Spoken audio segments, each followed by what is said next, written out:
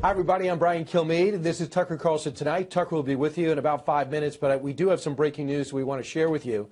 Of course, today was dominated by many stories, one of which was the bipartisan budget bill for border security. And the big number is that the president was not happy with was $1.375 billion to build a border barrier. He could do whatever he wanted with it, which shows an advantage. But the question was, would the president add something with that? Would he declare a national emergency? I just got off the phone with M0ST, Chief of Staff, and the answer is a resounding yes. And for the first time, you're going to hear exactly how much it is and where the money's coming from. It's going to be about $8 billion. He had the 1.3, then $600 million will come from the Treasury Forfeiture Fund. $2.5 billion out of DOD. They consulted with M0ST and the White House over the last few months on what they could actually do, and they're going to use some money they feel they can spare on the drug interdiction account. Then they came across with $3.5 billion for the military construction budget. They feel they can help in that respect. And then, of course, they have additional money. It all adds up to $8 billion. So the 1.375, not enough for the president. He wanted 5.7. He walks away at the end of the day with $8 billion. And, of course, the Democrats and some Republicans are upset about that. President Trump and possible 2020 Democratic contender Beto O'Rourke throwing down over the border wall. The pair hosting dueling rallies in El Paso, Texas, and wasting little time going after each other. President Trump bashing Beto with these stinging attacks. And Beto O'Rourke responding by going hard left when criticizing President Trump's border wall. We know that walls do not save lives. Walls end lives. We stand for America, and we stand against walls. We know that there is no bargain in which we can sacrifice some of our humanity to gain a little more security. And here's President Trump laying into the Texan. We were all challenged by a young man who lost an election to Ted Cruz. Hey, you're supposed to win in order to run. But a young man who's got very little going for himself, except he's got a great first name. He challenged us. So we have, let's say, 35,000 people tonight, and he has 200 people, 300 people. As for the wall, congressional negotiators have reached a deal in principle to avoid a new government shutdown. The plan calls for $1.4 billion to build new border barriers, but falls short of the $5.7 billion the president's asking for. So will Trump support it? Here's what he's saying. I never cared about construction. I love construction. And I know how to do it for the right price. Am I happy at first glance? I just got to see it. The answer is no, I'm not. I'm not happy. But am I happy with where we're going? I'm thrilled. But the wall's getting built. Regardless, doesn't matter. All right, Juan, I confess I bought into the Beto hype. I thought he was the true believer. I thought he was a real superstar. I saw him last night. Kind of spastic gesticulations, kind of lightweight slogans, bad advance work. There was a band in the background, empty pair of drums. I don't get it. What's there to get? Maybe he was speaking the truth. Well, what truth was that, Juan? Well, he said, what does the wall do? It actually harms people. It hasn't stopped the level of illegal immigration. How did he say the wall harms people? By separating families. He said it sends them around to other places where they can't get through. But anyway, exactly. It doesn't matter. I mean, to me, what matters here is that Trump just, even in the size of the crowd things, just tells lies. He says, oh, this guy has 500 people. Bloomberg said that Beto O'Rourke had like 10,000 to 15,000 people. Trump had, at most, according to the fire department, 6,500 inside and another few thousand outside. I'm glad you mentioned that because we had our crack team at the 5 investigate and they have crack? We're keeping it away from you.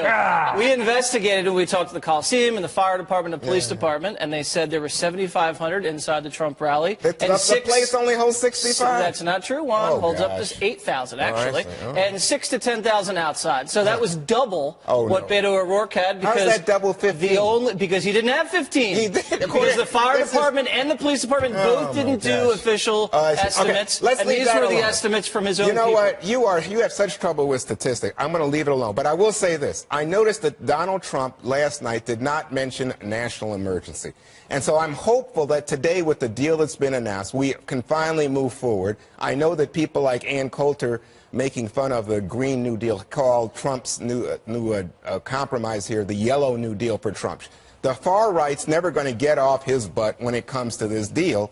But I think for the best of America, hopefully Trump finally realizes enough with the lies and the distortion and the demonizing. You know what the president did bring up were dogs, Greg. Let's listen to the tape. Oh, I like this. You do love your dogs, don't you?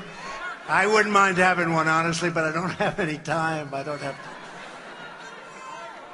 How would I look walking a dog on the White House lawn? Feels a little phony to me. A lot of people say, oh, you should get a dog. Why? It's good politically. I said, look, that's not the relationship I have with my people. We want to have, yeah, Obama had a dog, you're right. You love that. I tell you why I love that, because he's doing all politicians or future politicians a huge favor.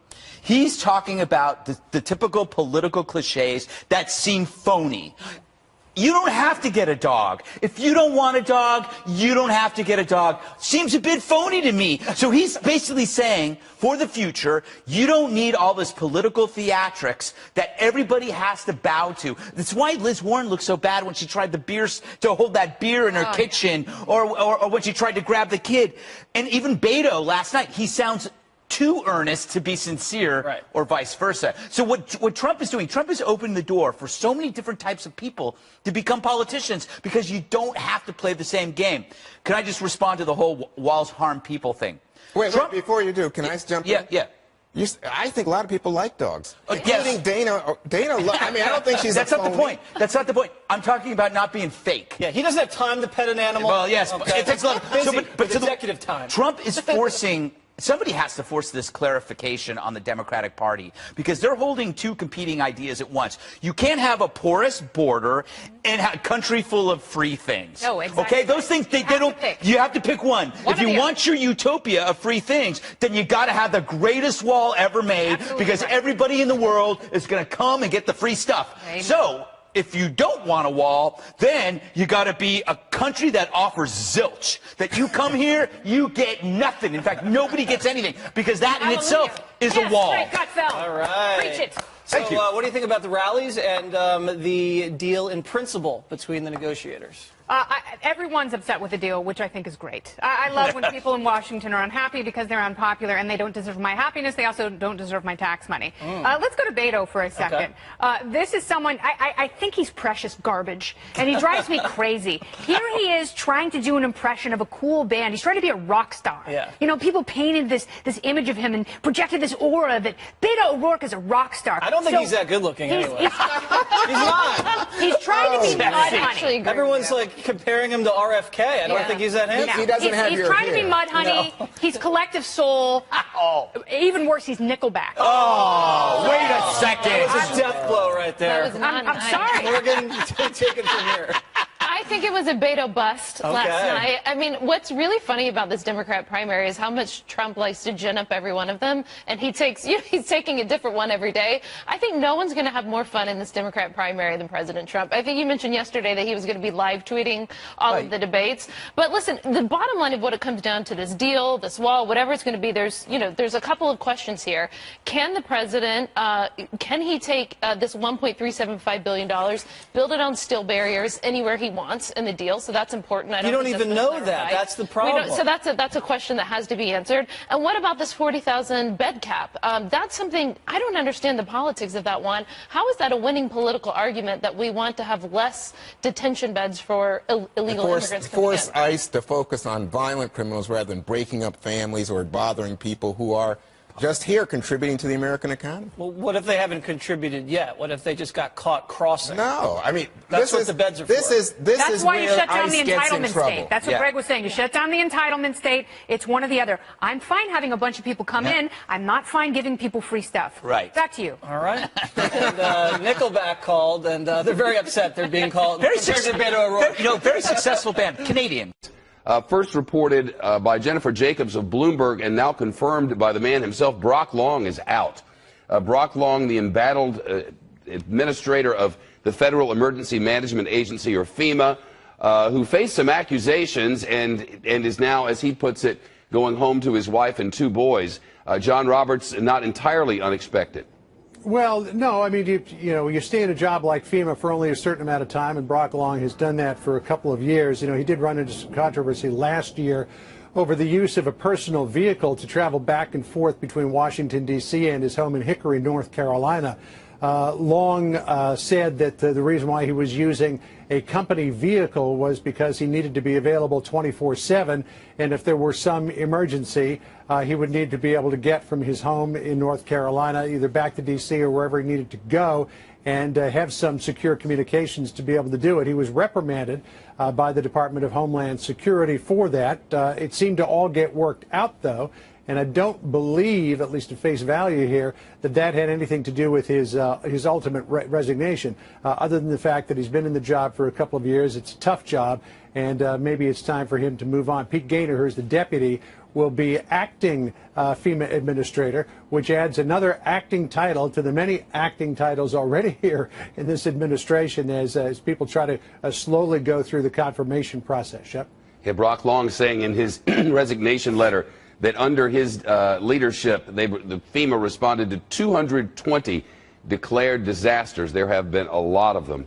No shortage of those. Oh, man, no shortage at all.